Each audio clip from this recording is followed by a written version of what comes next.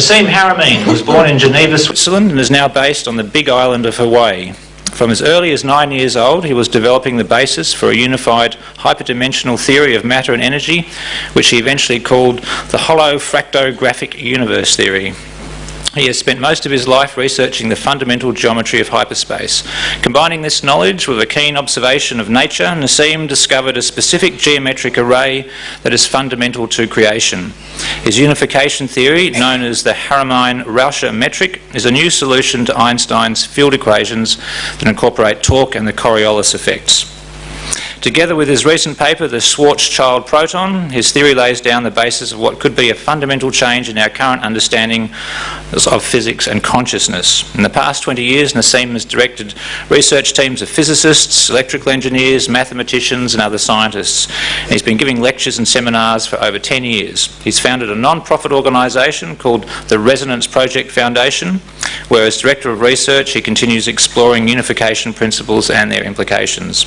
The foundation is actively developing a research park in Hawaii which combines science, sustainability and green technology. It's a great pleasure to have Nassim here. Where'd he go? There he is. First time in Australia at a Nexus conference. Please give him a big warm welcome, Nassim Haramein. Thank you. Thanks for having me. It's great to be here. Thank you so much. I thought there was going to be translation into Australian, so, you know, I haven't practiced but good day, mate. Not bad. I'm getting there. All right. Today we're going to learn a little bit about the Schwarzschild Proton. This is a paper I just published last year, and it won an award in Europe, which is good. I was surprised. The director of the conference came up to me. He's like, in the middle of the conference, I thought I was going to get kicked out of the conference, and, you know, because it was a pretty radical paper. It was an invited paper, so I thought, oh, I can go radical because, you know, they can't refuse it if it's invited. And, you know, he took me aside in the middle of a conference, and it was in Belgium at the math department, and I thought, that's it, you know, here it goes, you know.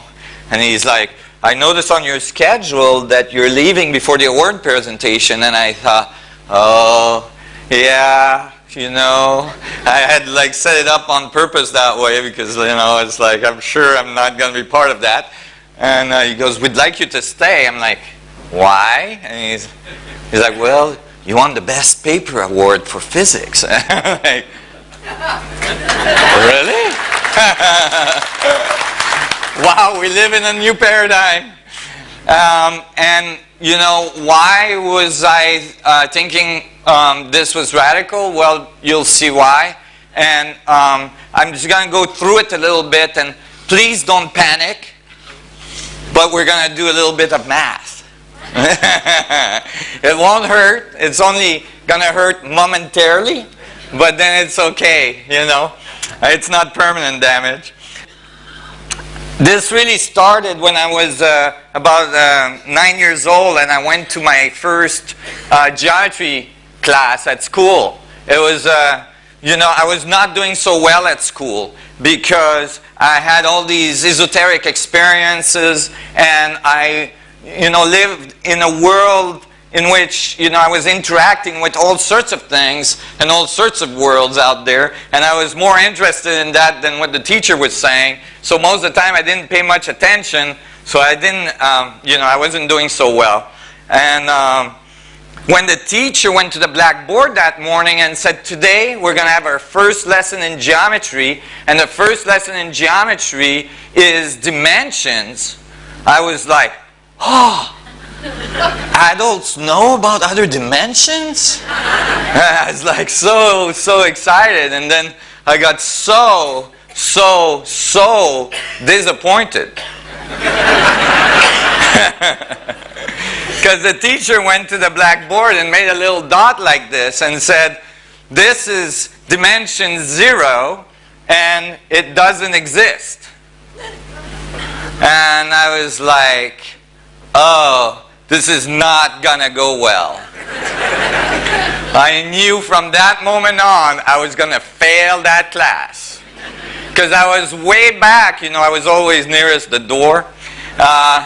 and I could see the dot. So if I could see the dot, how is it that it didn't exist? And then the teacher did something remarkable. He put a bunch of dots together, made a line, and said, this is dimension 1, and it doesn't exist either, because it still doesn't enclose volume.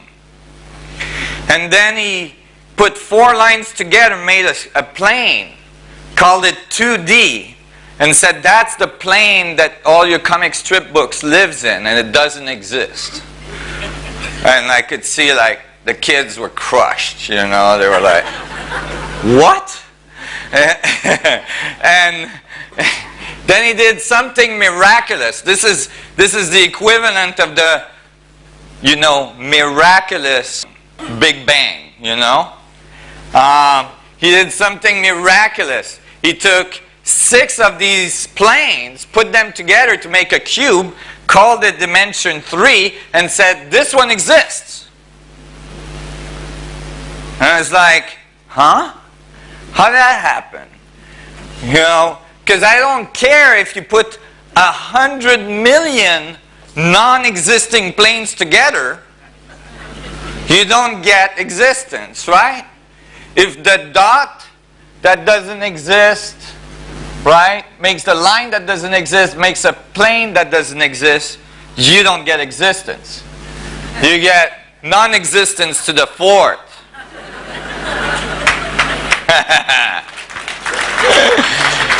Big issue.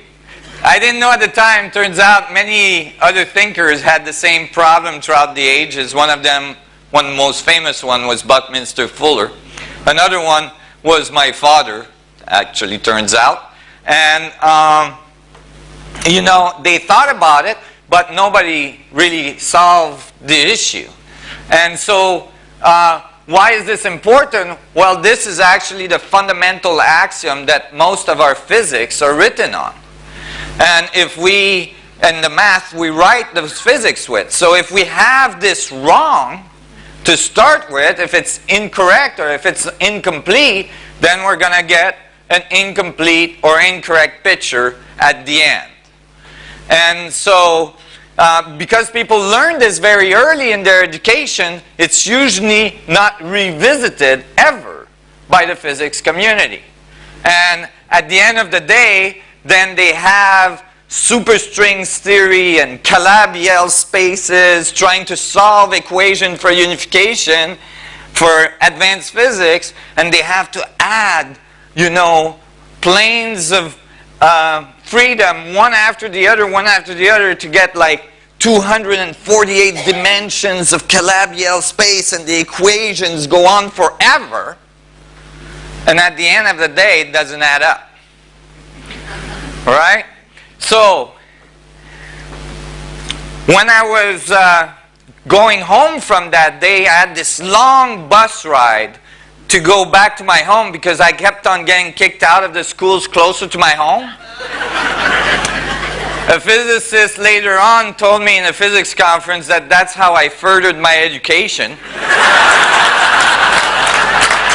Because I had all this time to think about it, right? And so I'm sitting there, I've got an hour and a half to go, and I'm thinking, man, I gotta solve this dimensional problem. This is not happening. I can't live with this. And I'm thinking, and then the bus is getting fuller and fuller, and I thought, oh, you know, it's getting hot, and so I closed my eyes, and in my mind's eye, I extruded myself from the bus, and I started rising up from the bus, and I saw slowly the bus becoming smaller as I rose further and further, and then I saw the city I was in becoming smaller as I rose further and further and further, and then the continent getting smaller, and then I saw the earth getting smaller, and as I rose further I saw the solar system getting smaller, and like looking like a dot, and then I rose further and further, and then the galaxy started to look like a dot, and I thought, oh my God, it's dots all the way up.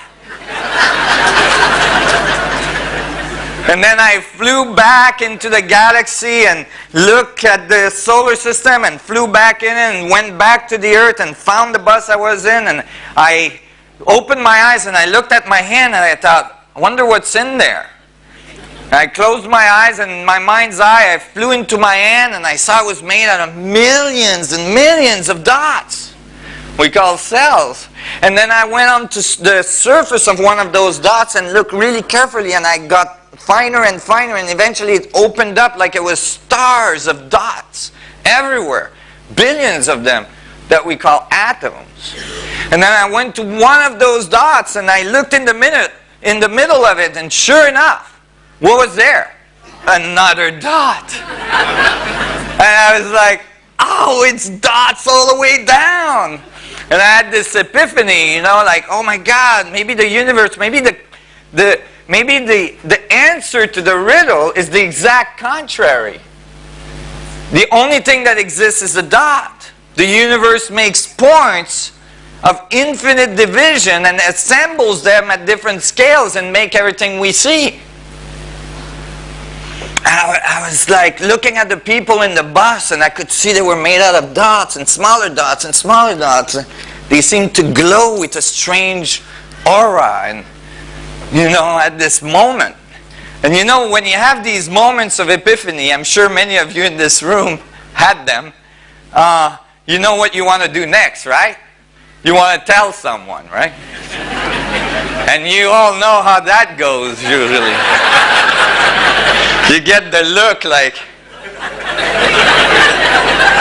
did you take your medication this morning?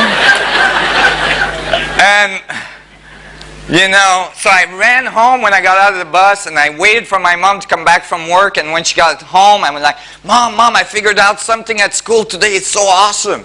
And my mom was all excited, like, oh my God, he's actually enjoying school, like, oh, maybe he had a good exam, you know, for the first time in his life.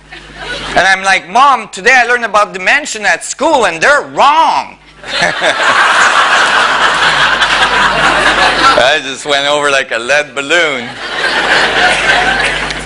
And it's like, Mom, you know, I think it's the contrary, that like the only thing that exists is dots, and you're made out of dots that are made out of smaller one and smaller one and so on. You get infinite amount of dots, Mom. And she looked at me, and she said, you know what, I just worked for 8 hours, I'm real tired, I don't feel infinite at all. And, you know, she had made a point, you know, pun intended. And it's like if everything is embedded into each other to infinity, is how you get boundary condition. How does things differentiate from each other? This has been a big problem. It's a chasm in our understanding. How does infinity and finite system interact? Typically we think they don't. And that has shown up in our physics really strongly. So now we have a theory for like big stuff, Einstein field equations, that predicts continuums towards singularity, continuums towards infinity, and we have a theory for the small stuff, for the atoms and the subatomic particles we call quantum theory, and quantum theory predicts bounded linear finite states. So the two don't agree. And so since then we have this thing, and so we have this chasm between the two. Einstein tried to put it together, but he couldn't. And, you know, the problem is that when you look out there, big things are made out of small things. So obviously, those physics must match. Right? Well, the chasm is much deeper than that. The chasm between the understanding of infinity and bounded state shows up in our society everywhere. I'll give you an example. Spiritual people tend